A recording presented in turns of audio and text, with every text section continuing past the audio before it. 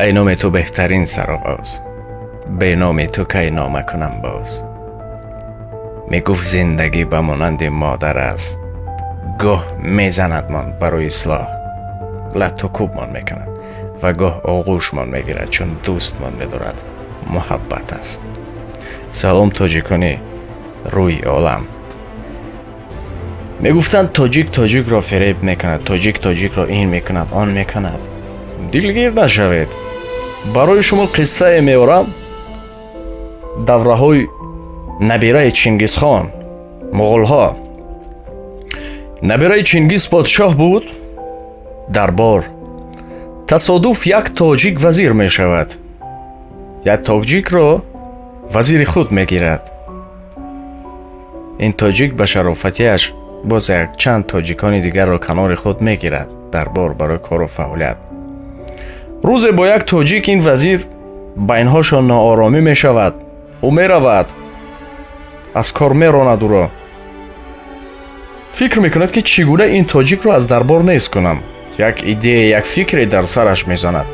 بعد راست نزد پادشاه می بیاد. اجازت بدید. میگه اجازت بدید. خیلی اجازت میدیم. وارد می شود. بعد میگه شاهم، فلان تاجیک شما را قصد کشتن دارد. حیران می شود. چگونه؟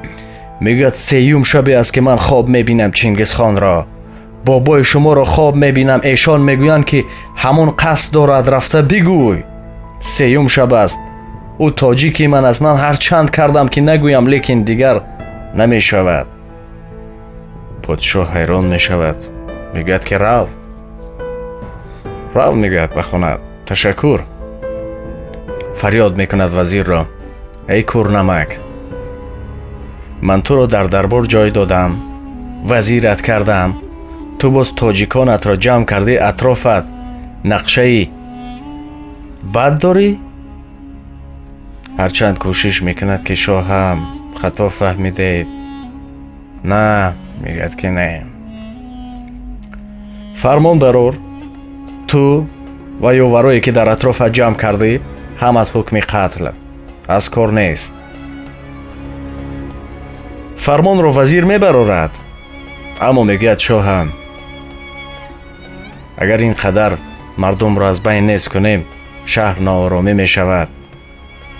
لااقل بگویید که کی گفت همین گپ را.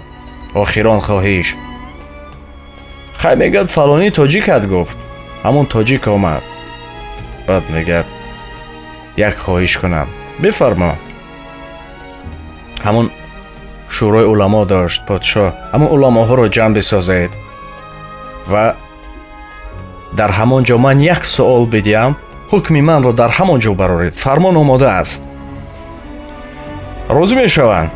همه علما را جمع می سازند. تاجیک را فریاد میکنند. بعد او می آید سر بالا کرده. خواب دیدم. میگوید چینگیز خان گفت که فلان تاجیک نقشه کشتن دارد. گفته این گونه حرف میزند. چون یک شیار داشت. چینگیز خان به تمام نبیره و اولادش توصیه داده بود. این در تاریخ است که یگان تاجیک را در دربار راه ندهید، فریبتان میدهند. گفته تاریخ است. بعد نقل میکند. میگوید ایستید. وزیر میگوید